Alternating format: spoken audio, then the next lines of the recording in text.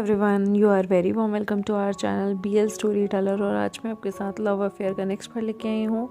Guys, उसे शुरू करते हैं। और उससे पहले मैं आपको ये बता दूँ कि मैंने आज 39 पार्ट से शुरू करना मतलब अपडेट करना शुरू किया था। तो आप पहले 39, 40, 41, 42 ये सारे पार्ट सुन लें, उसके बाद ये 43rd पार्ट आप सुने, वरना आपको कुछ भी समझ नहीं आएगा कि मैंने आप लोगों के साथ क्या शेयर किया है। और इस पार्ट को सुनना आपके लिए बिल्कुल व्यर्थ हो जाएगा, क्योंकि बहुत सारे सीक्रेट्स जो हैं वो रिवील हुए हैं। तो पहले आप उन पार्ट को सुन लीजिए, फिर इस पार्ट को सुनिएगा। जो हमारा लवांगची होता है ना, वो अब धीरे धीरे रिकवर कर रहा था। वी विजयन भी धीरे धीरे उसकी सारी जो याददाश्त मिटाई गई थी, उन्हें ये लोग धीरे धीरे सारों को रिकवर करते हैं। 2 महीने इन्हें यहाँ रहते हुए हो गए थे। वहाँ जो सैटर्न था ना, वो बहुत कमज़ोर पड़ चुका था और उसने सोच लिया था कि वो अपनी आर्मी इकट्ठा करके, एकजुट करके इन लोगों पे जो है वो बदला लेगा और पूरे मॉर्टल जो रेल्म है उसे पूरा तबाह कर देगा। तो वो वहाँ पर अपनी तैयारियां कर रहा था और ये यहाँ पर अपनी तैयारियां कर रहे होते हैं। ऑब्वियस सी बात है, ये यहाँ पर तैयारियां कर रहे होते हैं उससे निपटने की। और वी विजन जो था वो धीरे धीरे अपनी पुरानी याददाश्त उसके पास वापस आ रही थी। और उसे बहुत दुख लगता है कि जिस शिजुन को वो पागलों की तरह पसंद करता था बचपन से लेकर आज दिन तक, उन शिजुन को उसने इतनी बुरी तरीके से घायल किया। उसे बहुत अफसोस होता था जब भी वो वांगजी की इंजरीज़ को देखता था। लेकिन धीरे धीरे अब उसे एहसास होने लगा कि कोई बात नहीं, इंजरीज़ हुई हैं, कोई नहीं। वो अगर उसने लवांगजी को दुख दिया भी है तो वो लवांगजी के सारे दुख को कहीं ना कहीं कम करने का पूरी की पूरी कोशिश करेगा। यहाँ पर वो लवांगजी का दिन रात ख्याल रखता था, उसके लिए अच्छे से अच्छी चीज़ें तैयार करता था, कभी बोर नहीं होने देता था। और यहाँ पर सबसे बड़ी बात थी जो उन दोनों के रिश्ते को और भी ज़्यादा मजबूत कर रही थी। हालांकि 7 साल का बैरियर उनके बीच आ गया था, लेकिन उनका जो बच्चा था ना, लेनिवान, वो बहुत प्रिटी होता है। धीरे धीरे चिंगी और वो भी आपस में दोस्त बनने लग जाते हैं। दोनों हालांकि हैं तो भाई, लेकिन एक दूसरे को एक्सेप्ट करने में थोड़ा सा टाइम लग रहा था। इसलिए जो हमारा वेन युआन था वो जिंगी के साथ एक तरह से दोस्त की तरह बिहेव करने लगता है। जिंगी भी अब कहीं ना कहीं समझ चुका था कि उसके अंकल के ये बच्चे हैं, और उसके अंकल की जो वाइफ उसे लगता था कि कभी भाग गई है या कोई इसे चुरा ले गया है, वो वापस आ गई थी। और अपने अंकल को इतना खुश देखकर जिंगी भी बहुत खुश होता था। ए युआन, हाँ, वो थोड़ा सा जलता था उससे, लेकिन वो हर चीज़ को भुला देना चाहता था, क्योंकि उसके अंकल उससे बहुत प्यार करते थे। और जिंगी अपने अंकल को दर्द में तड़पते हुए नहीं देख सकता था। वो उनकी आंखों में वो दर्द फील नहीं करना चाहता था, जो कि वो इतने सालों से उनकी आंखों में एक सूनापन देखता आया था। जिंगी बहुत ही प्यारा, बहुत ही क्यूट बच्चा था, और वो यहाँ पर अपने प्यारे से भाई से भी बहुत ज़्यादा लाड प्यार करता था। ऑब्वियस सी बात है, बड़ा भाई है तो उसके लिए लाड प्यार करना बनता है। जिंगी जो था ना, वो कहीं ना कहीं घुल मिलने अब एक्सेप्ट करने लग गया था हमारे विवुजियन को। विवुजियन भी कहीं ना कहीं हर चीज़ के लिए जिंगी को एयोन के साथ फोर्स करता था कि वो दोनों साथ रहें, खेलें, एक दूसरे का ख्याल रखें। और वो एयोन को हमेशा सिखाता था कि तुम जिंगी का ख्याल रखना, जिंगी तुम्हारा छोटा भाई है, तुम्हारा जीजी है। यहाँ पर जिंगी का एयोन अच्छे से ख्याल रखने लगा था, दोनों में दोस्ती होने लगी थी। यहाँ पर पाताल लोक में बहुत सारी हलचल मची हुई थी और सैटर्न तो गुस्से से पागल हो रहा था। उसने सोच लिया था कि मरने से पहले वो सारे मॉर्टल वर्ल्ड को तबाह ही कर देगा। विवुजियन और जो हमारा लवांगजी था, जब वो रिकवर हो रहा होता है, उनके बीच नज़दीकियाँ बढ़ने लगती हैं। हालांकि लवांगजी अभी विवुजियन को सिर्फ हाथों से पकड़कर हाथों को ही टच किया करता था। उन दोनों के बीच में अभी इंटीमेसी या फिर ऐसी वैसी कोई भी चीज़ नहीं थी। लेकिन हाँ, उसका टच अब विवुजियन को अलग सा टच नहीं लगता था, स्टिमुलेट किया करता था। उन दोनों के बीच में जो प्यार था वो वापस से आ रहा था। जिस शिजुन को वो हमेशा से एडमायर करता आया, उस शिजुन के पास जब भी विंग बैठता था और उसे याद आता था कि इन दोनों की शादी हुई है, उसके चेहरे से ब्लश कभी गायब नहीं होता था। लवांगची और जू वेनिंग धीरे धीरे वहाँ पर ठीक होने लगे थे। 2 महीने बीत जाते हैं उन लोगों को साथ रहते हुए, और अब लवांगची अपने बेटे और विवुजियन से बहुत ज़्यादा अटैच्ड हो गया था, बहुत ज़्यादा प्यार करने लगा था। यहाँ तक कि अब वो अपने चैम्बर में भी शिफ्ट होने जा रहा था। यहाँ पर विवुजियन जिस दिन लवांगची अपने चैम्बर में शिफ्ट हो रहा था, वहाँ इनका जो बेटा होता है युआन, वो कहता है कि फाइनली अब मैं फादर मदर दोनों के साथ सो सकूँगा। यहाँ पर लवांगची की जो कंडीशन थी, जबकि 2 महीने से उसने खुद को टच भी नहीं किया था, इवन 7 साल से उसने खुद को टच नहीं किया था।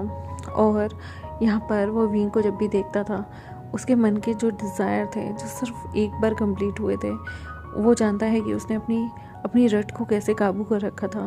और जब वहाँ वो अपने बच्चे के मुँह से सुनता है कि आज की रात पे उसे कंट्रोल करना होगा, वो पहले तो मुस्कुराता है, क्योंकि चाहे इतना कंट्रोल कर लिया वहाँ थोड़ा और सही, लेकिन फिर वो जब भी विंग को देखता था वो बहुत ज़्यादा स्टिमुलेट फील करता था। और फिर उसे लगता था कि कहीं वो अपना कंट्रोल ना खो दे। बट विंग को वो स्केयर नहीं करना चाहता था, डराना नहीं चाहता था। ऑब्वियस सी बात है, विंग अभी अभी उसके पास आया है, उसकी मेमोरीज अभी अभी रिकवर हुई हैं। अगर वो विंग के साथ उसे डरा दे या फिर कुछ ऐसा बिहेव करे जिससे विंग कहीं उसे छोड़ के ना चला जाए, अभी भी वांगची को डर लगता था विंग बस उसे छोड़ के ना जाए। वो विंग को बिना टच किए भी पूरी ज़िंदगी निकाल सकता है। यहाँ पर जैसे ही वो दोनों अपने अपने कमरे में, मतलब लवांगची के कमरे में जाते हैं, विंग बड़े प्यार से लवांगची को बेड पे लेटाता है। लवांगची जो कि ठीक हो गया था, वो उसे अपनी तरफ खींचने ही वाला होता है कि पीछे से उनका बच्चा भागा भागा आता है और लवांगची की लैप पे बैठ जाता है। वो अपने फादर की बड़े बड़े से चीक्स को खींचने लगता है और कहता है, फादर आप बहुत ब्यूटीफुल हैं। यहाँ पर उसके फादर हमारे प्यारे से बच्चे को, यानी कि लेनिवान को अपनी गोद में लेते हुए उसकी चीक्स पे किस करते हुए कहते हैं, तुमसे ज़्यादा नहीं लेनिवान, क्या मैं तुम्हें प्यार से तूसी बुला सकता हूँ। जैसे ही लवांगची ये बात बोलता है, विंग के चीक्स लाल होने लगते हैं। एक बार उसे याद है कि कैसे लवांगची ने तूसी बन के उससे शादी के लिए प्रपोज़ किया था, किस तरह से उसे हर जगह से तूसी दिख जाया करता था। और वो हमेशा चाहता था कि जब उसके और लवांगची के बच्चे होना, वो एकदम तूसी जैसे दिखते हों। यहाँ पर वो जब अपने बच्चे को देखता है युवान को, वो कहता है, सच में ये तो तूसी जैसे ही दिखते हैं। मैंने ये कैसे मिस कर दिया, मैंने क्यों इतना टाइम तक सारी चीज़ों को भुला डाला। मुझे मेरे बच्चे का बचपन भी याद नहीं था।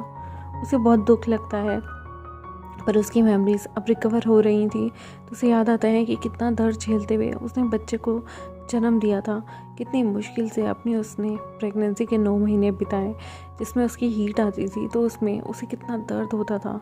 यहाँ तक कि मिसकैरेज की भी बहुत सारी संभावना होती थी, लेकिन वो सारी चीज़ें लवांगची और अपने बच्चे के लिए वो सहता रहा।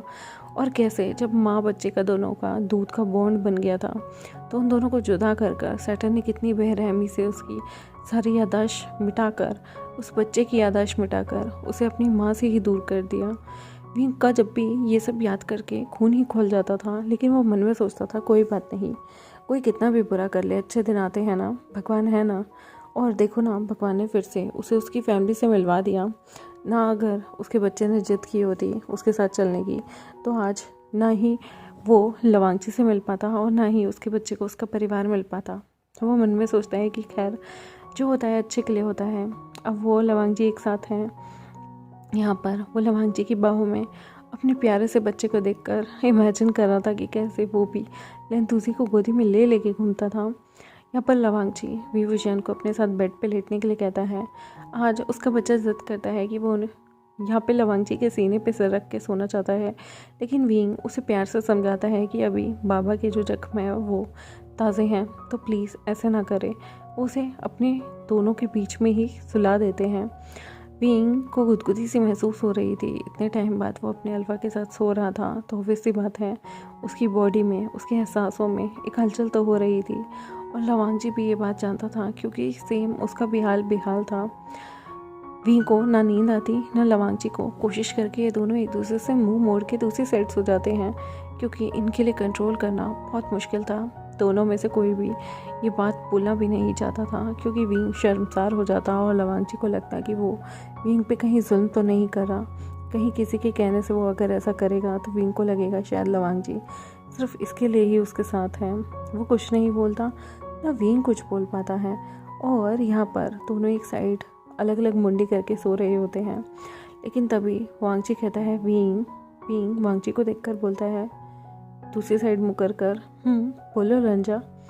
तभी लवांगची कहता है, विंग पिछले 7 साल मैंने बहुत कंट्रोल किया, पर आज विंग यहाँ पर और ज़्यादा शर्मा जाता है। गाइस हेडफोन लगा लीजिए। मैं आपसे रिक्वेस्ट करूँगी कि हेडफोन्स पे सुने, और जिन्हें भी एडल्ट कंटेंट नहीं सुनना वो स्किप कर दीजिए, थैंक यू। जो विंग था ना, वो लवांगची से कहता है, लंजा मुझे भी कुछ कुछ हो रहा है। इनके बीच में इनका बच्चा सो रहा था। विंग अपने बच्चे को बहुत प्यार से अपने गोद में उठाता है। वो अपने सोए हुए बच्चे को ही साइड में, उन्होंने ऑलरेडी उसके लिए एक बेड लगवा रखा था, उस पर छोड़ देता है।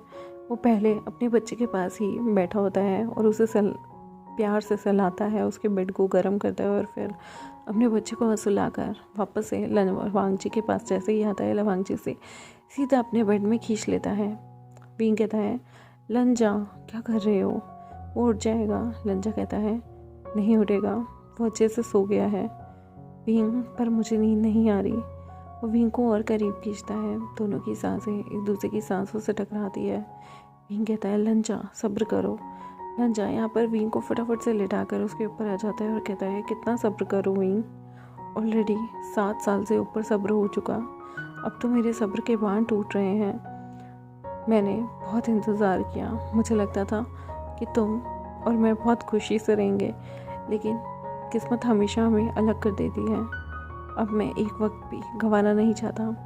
लवांगची विंग के जल्दी जल्दी रोप खोलने लगता है। दोनों एक दूसरे के रोप खोल रहे थे। लवांगची यहाँ पर विंग को देखकर पागल ही हो रहा था, जैसे मानो उसने पहली बार विंग को ऐसे देखा हो। छूने की तमन्ना, उसे पाने की तमन्ना उसे पागल कर रही थी। और विंग को देखकर उसे यकीन नहीं आ रहा था। उसे ऐसा लग रहा था जैसे कि कोई सपना है। एक इंसान ने ठंडा पानी उसके मुंह पे मारना है और उसका ये सपना कहीं ना कहीं चूर चूर हो जाएगा। लवांगची जल्दी जल्दी विंग के रोप खोल देता है। विंग भी यहाँ पर लवांगची के रोप खोलता है। एक गांठ उनके रूप में ऐसी बंधी हुई थी जिसे खोलना उन दोनों के लिए मुश्किल हो रहा था और उन्हें इतनी इरिटेशन हो रही थी कि आखिर ये कपड़े उनके बीच क्यों आ रहे हैं। जैसे तैसे करके विंग और वांगजी उस गांठ को भी खोल देते हैं। यहाँ पर जल्दी जल्दी में इन्होंने बहुत सारी ऊट पटांग हरकतें की थी। रोप्स को ज़मीन पर फैला दिया था। वांगजी यहाँ पर निकेट हो जाता है। विंग भी कंबल के अंदर निकेट था। वांगजी ने खुद को और विंग को ढक लिया था कि बच्चा कहीं भी इन दोनों को इंटीमेट होते हुए ना देख ले। लवांगची अब धीरे धीरे विंग के टांगों को खोल के उनके बीच आ जाता है। विंग अब उसके मुंह से मोया निकलने लगता है। ये कोई पहली बार नहीं था, पर हाँ, पिछले 7 सालों में पहली बार था।